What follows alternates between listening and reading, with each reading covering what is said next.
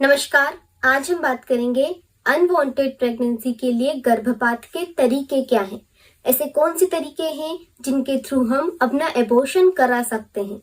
इसको जानने से पहले हमें यह जानना बेहद आवश्यक है कि हमें अनवांटेड प्रेगनेंसी किन कंडीशंस में होती है।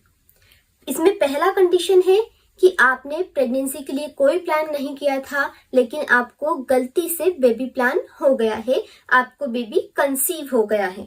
दूसरी कंडीशन है कि आप कॉन्ट्रासेप्टिव ले रही थी लेकिन वो फेल हो गई है, इस वजह से आपको बेबी कंसीव हो गया है। और तीसरा रीजन है कि आप अभी बच्चे को ब्रेस्ट फीड ही करा रही हैं, आपका एमसी अभी रेगुलर आ भी नहीं रहा है या आना स्टार्ट भी नहीं हुआ है और आपको पता ही नहीं चला और आपको बेबी कंसीव हो गया।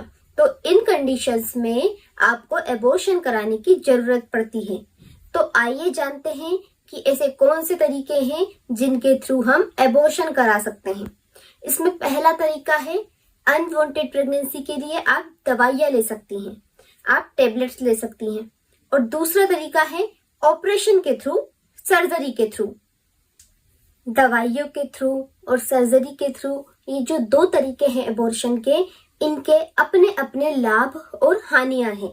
ये तरीकों की अपने अपने फायदे और नुकसान हैं। तो आइए जानते हैं। इसमें जो पहला तरीका है दवाइयों के थ्रू, जब आप दवाइयों के थ्रू अपना एबॉर्शन कराते हैं तो इसमें कई लाभ के साथ साथ हानियां भी देखने को मिलती है।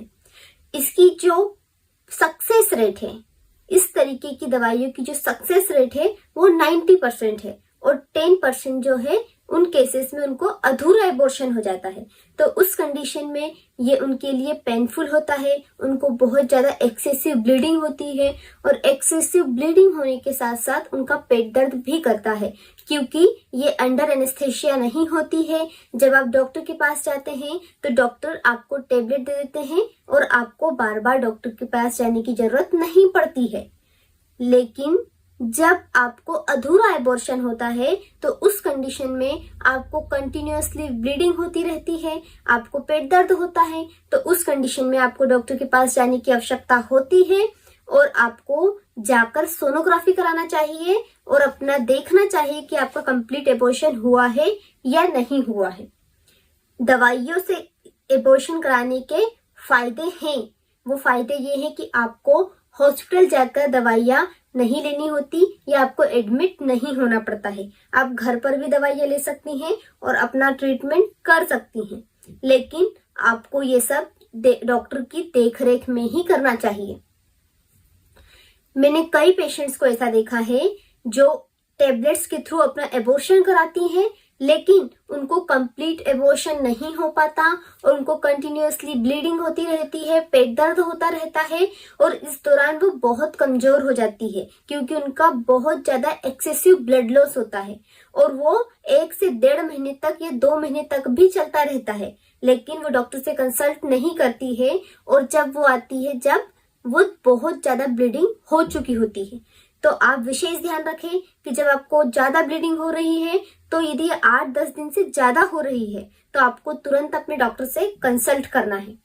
मैंने कई केसेस ऐसे भी देखे हैं जिसमें महिला को 4 से 5 महीने हो गए हैं और उससे पहले वो एबॉर्शन के लिए 2 बार टेबलेट्स खा चुकी है और उसको लगता है कि उसका एबॉर्शन हो चुका है, लेकिन 5 महीने तक उसकी एमसी नहीं आती है और उस दौरान वो अपना टेस्ट कराती है तो वो देखती है कि वो पॉजिटिव है।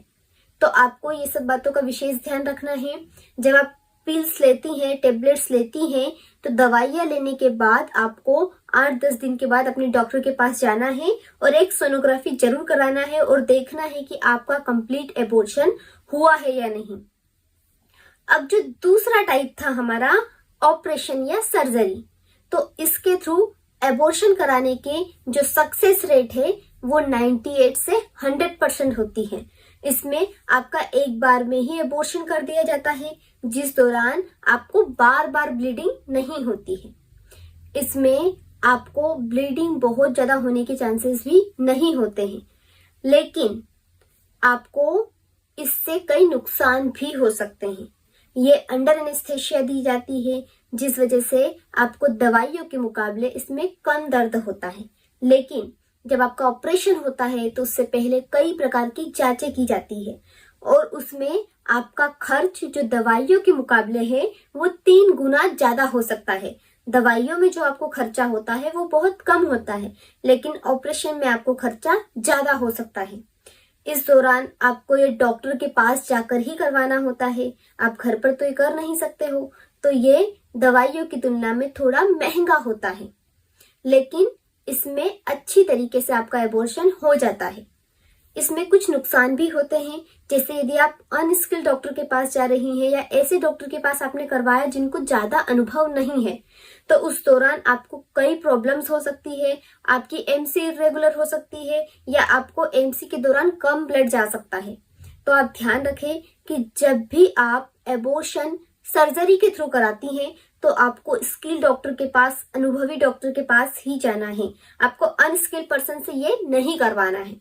तो आज आपने इस वीडियो में जाना कि एबॉर्शन के कौन से तरीके हैं और इनकी कौन कौन सी कंडीशंस है, इनके क्या लाभ है, क्या हानियां हैं। यदि इस विषय पर आपके कोई प्रश्न रहेंगे तो मुझे जरूर लिखें और मेरे ये maternity and child health related videos जरूर देखते रहें। धन्यवाद।